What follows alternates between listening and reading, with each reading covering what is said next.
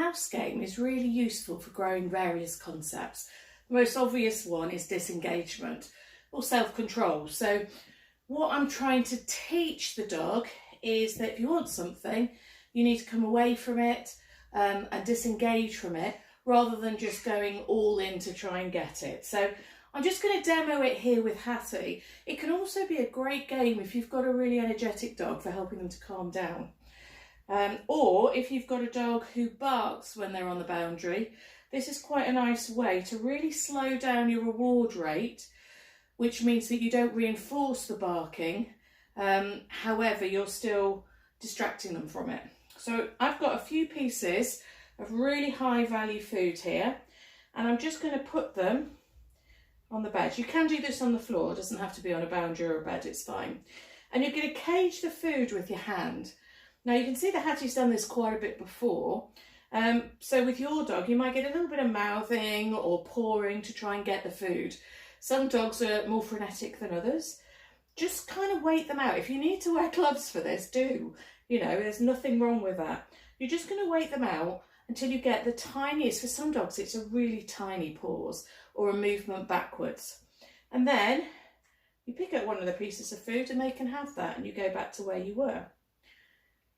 Pick up a piece of food or pass it to them and they can get it. You got a little bit of a freebie there then, didn't you, Missy? So there are 3 different ways I can give them the food when I'm playing this game. I can pass it and give it to the mouth like I was doing there. I could bowl it across the floor so she'd have to go and chase it. Or I can give her a cue which says, do you know what, you've got permission to come and get it now. Get it. Get it. Good girl. I love the way she paused then. She was like, oh, can I really? It was brilliant. So as your dog gets better at this, you want to spend more and more time without your hand over the food. This is kind of where we want to get to, because if my hand's a barrier, it's not true disengagement because we're preventing them from getting the food. And I'm just waiting for her to, you know, I really just don't want her to try and get it. And if she does, my hand goes on it like that to say, that's not going to happen. But if she stays nice and still and she's disengaged from it and she's not trying to mug me for it, particularly if she looks at me, I really like that, then she can have a piece of food. That's going to be really good. And that's looking really lovely. If your dog is quite a still dog, it can sometimes be really nice to actually get them to chase the food. Get it to be rewarded. Just to get them moving a little bit, and then we can bring them back and start again. Good girlie.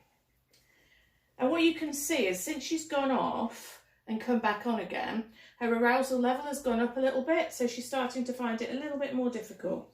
So we've got to settle her back down again. And that's why I'd only sort of do that bowling really with quite a chilled and laid back dog, not with a really, really high energy dog. So once you've got a dog that can do that with the uncovered food, my next step to make it even harder is I'm going to start animating the food. So I'm just going to start moving it around. So it's looking even more tempting, but she's still not allowed to just go and snatch it. That still can't be a thing. She's still got to wait to be given it. And you can do whatever you like, you know, you can drop it like that, move it around. Ooh.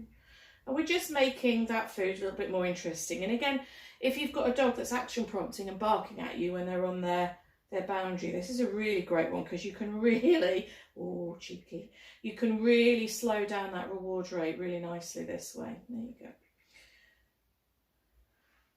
Get it. And then the next thing that I might do to make it even harder for her is actually really start getting her motoring. So I'm going to break her off there. I'm going to bring her back and I'm going to lure her around with the food. So she has to come off the boundary. I might do a couple of little spins and twirls and on and off. And I'm just really trying to move her to get her a little bit more excited. And you can see again, she's like, oh, that was a bit more difficult. I had to actually shield it then with my hand to see if she can get it then. So those are kind of your levels with the mouse game.